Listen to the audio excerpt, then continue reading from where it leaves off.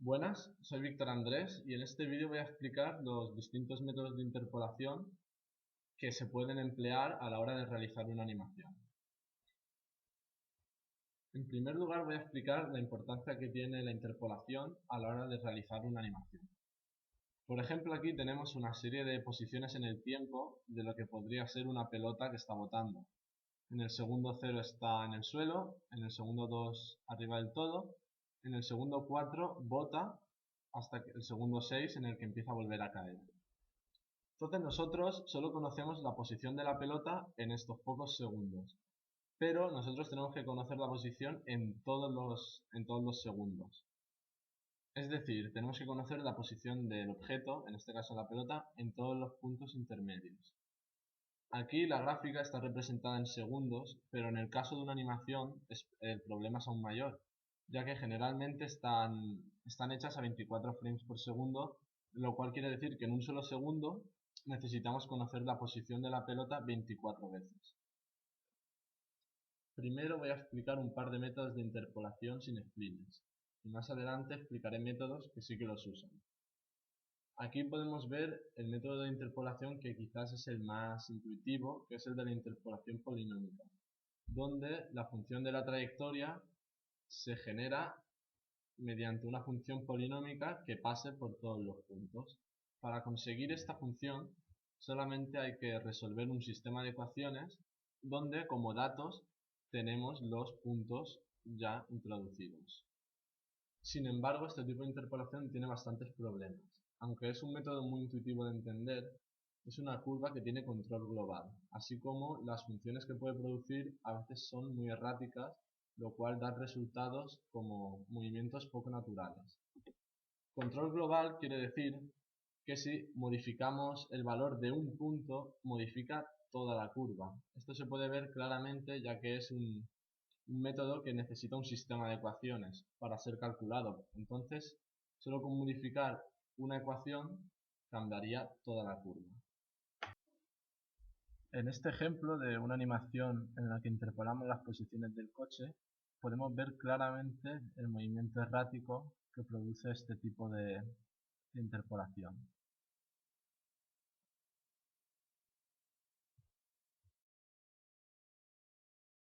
Ahora vamos a ver el método de interpolación manual, donde es el usuario el que decide qué tipo de función va a interpolar dos puntos. En este caso el usuario ha decidido en el primer punto que vaya a ser evaluado mediante una función coseno y el segundo intervalo mediante una función de grado 2. Por lo tanto, para el primer intervalo se ha resuelto este sistema de ecuaciones.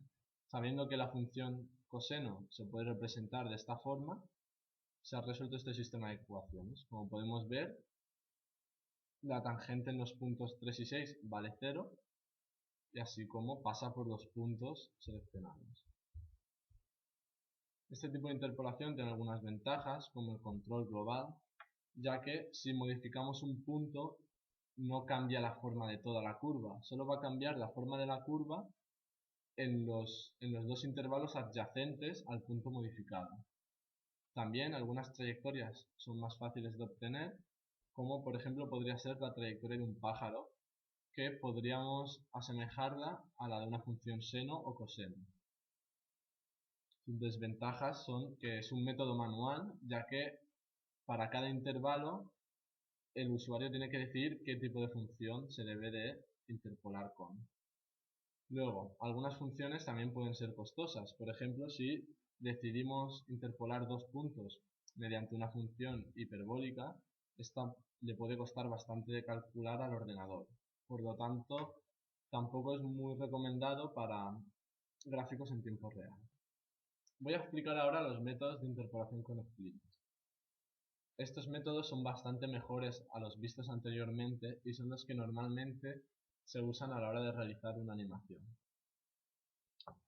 Este tipo de interpolación se basa en dos ideas. El primero, que haya control global de la curva, donde si modificamos un punto, este punto solo afecte a la curva en parte de ella y no en toda la curva. También coge de la interpolación polinómica el de que cada par de puntos esté interpolado por una función polinómica, normalmente de grado 3. También es importante tener en cuenta que todos estos métodos normalizan el tiempo. Esto quiere decir que el tiempo siempre estará entre el intervalo del 0 y el 1. Por ejemplo, en este caso, el segundo 1 pasaría a ser el segundo 0,5. Y en el segundo 3 también sería el segundo 0,5. Digamos que el tiempo se normaliza para cada intervalo. De esta forma conseguimos simplificar las funciones que vamos a ver a continuación. En primer lugar tenemos el método de interpolación lineal, que es, como podemos ver aquí, el que se escogen funciones polinómicas de grado 1 para evaluar cada par de puntos. Aquí podemos ver cómo se calculan las rectas para cada intervalo. Si suponemos que tenemos n más 1 puntos, por lo tanto tendremos n intervalos. Por ejemplo, aquí podemos ver que si queremos saber la recta del primer intervalo, la función que la representa vendría a ser la posición del punto 0 más la posición del punto 1 menos el punto 0 multiplicado por el tiempo. Recordar que el tiempo tiene que estar normalizado entre 0 y 1. Las ventajas de este método son que existe control local y que es fácil de calcular. Control local porque si modificamos un punto, este solo afectará a las rectas a su derecha y a su izquierda, y no al resto de ellas. Fácil de calcular, ya que un ordenador calcula este tipo de interpolación de forma muy rápida. Sin embargo, su inconveniente es que solo existe continuidad en la función, y no es continua en la primera ni en la segunda derivada. Esto quiere decir que el resultado de aplicar esta interpolación dará resultados poco naturales. Sin embargo, hay ocasiones en las que puede resultar muy útil, como veremos a continuación. Hay que tener en cuenta que en el caso de esta gráfica, las ecuaciones de las rectas no están realizadas con el tiempo normalizado. Por lo tanto, a la hora de aplicar este algoritmo habría que modificarlas. Aquí podemos ver cómo la interpolación lineal usada en el coche genera una curva bastante poco realista, pero sin embargo puede ser útil en otros ejemplos, como en esta panorámica que realizamos con la cámara, donde su movimiento está interpolado de forma lineal.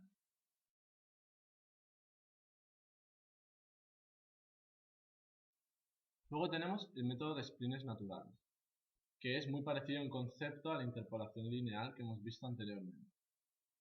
Pero para cada intervalo se evalúa con una función de grado 3 y aprovechamos la flexibilidad que nos dan este tipo de funciones para hacer que la curva resultante no solo sea continua de grado 0, sino también sea continua en su primera y segunda derivada.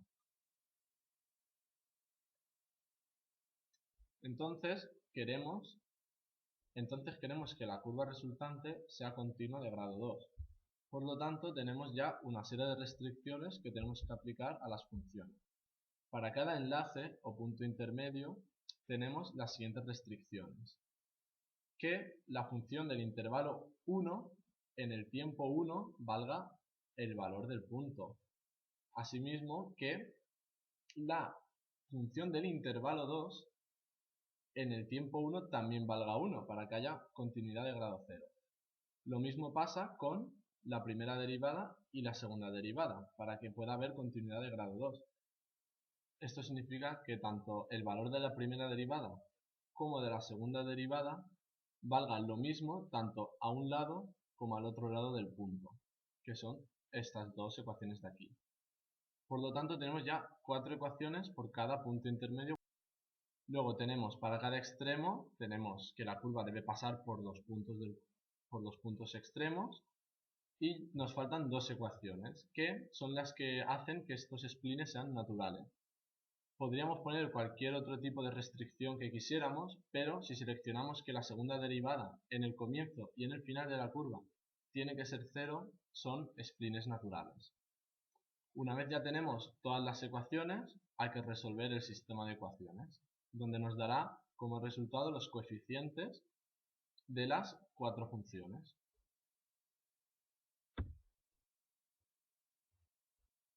Las ventajas de este tipo de interpolación, como ya he explicado antes, son que existe continuidad de grado 2, lo cual nos da unas trayectorias muy naturales.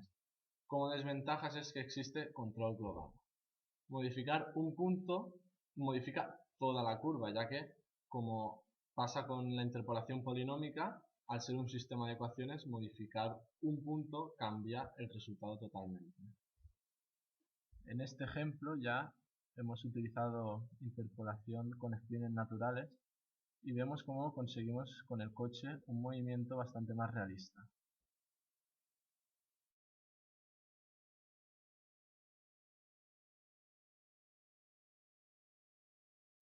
Ahora voy a explicar el método de Hermite, que podemos ver cómo se calcula cada intervalo mediante esta fórmula. El método de Hermite lo que añade sobre el anterior es que es el usuario quien especifica el valor de la tangente o la velocidad, es lo mismo, para cada punto, de forma también manual. Por lo tanto, aparte de la serie de puntos que ya teníamos antes, le corresponde una velocidad a cada punto. Esto simplifica bastante los cálculos matemáticos. Por ejemplo, el segundo intervalo está evaluado mediante una función de grado 3, que necesitaríamos 4 restricciones para poder generarla. Las restricciones en este caso son muy intuitivas y muy fáciles. La función debe de pasar en el tiempo 1 por el punto 1, en el tiempo 2 por el punto 2, y su tangente en el punto 1 y en el punto 2 tiene que ser igual a las velocidades que el usuario ha puesto. Las ventajas de este método es que existe continuidad de grado 1, que aunque no es de grado 2 como el método anterior, no es excesivamente importante. Sobre todo, la ventaja que tiene es que hay un control local de la curva, donde modificar un punto solo modifica la curva a la derecha y a la izquierda del punto. Pero su mayor desventaja es que las velocidades se introducen de forma manual, lo cual es, aparte de engorroso, es poco intuitivo. En este ejemplo vemos cómo el coche se mueve de forma más o menos realista, pero al no haber introducido las velocidades de forma correcta, hay momentos en los que pega acelerones y frenazos.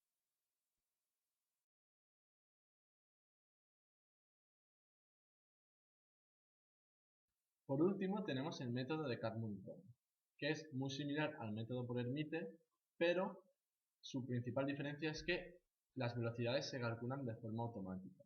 En este ejemplo podemos ver cómo se ha calculado la velocidad o la tangente del punto I.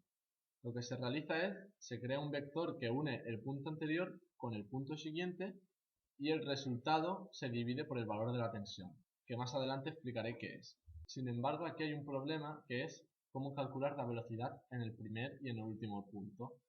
Hay dos formas de solucionar este problema.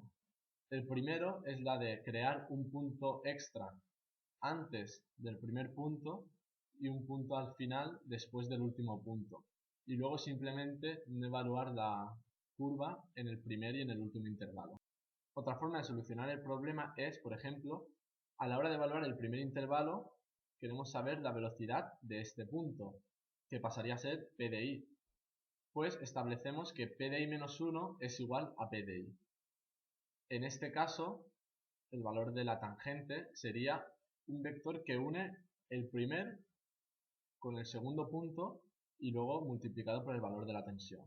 Lo mismo pasa con el último punto, donde P de I es igual a P de I más 1. Por lo tanto, el vector es el que une este punto con este punto multiplicado por la tensión. Una vez obtenido el valor de la velocidad para cada punto, se realiza de forma similar al Hermite un sistema de ecuaciones que se resuelve, que para el caso de Cadman-Rom queda de esta forma. La tensión es un valor entre 0 y 1 que más o menos podríamos decir que es el grado en que la curva o cada función interpolada se va a asemejar a una recta. Cuanto menor es el valor, más se asemeja a una recta, y cuanto más alto es el valor, menos se asemeja a una recta y más a una curva. Aquí tenemos un ejemplo donde tenemos 5 puntos con 4 intervalos. Podemos ver cómo se ha calculado el valor de la tangente en el primero y en el cuarto punto. En el segundo punto podemos ver cómo la recta que une el punto anterior con el punto siguiente, podemos ver cómo el valor de la tangente es paralelo a este vector. Y lo mismo pasa con el punto 4, donde una vez más es paralela. En este caso, para establecer la tangente del primer y el último punto, he empleado la de usar las igualdades, donde para este caso P de I es igual a P de I menos 1 y P de I es igual a P de I más 1.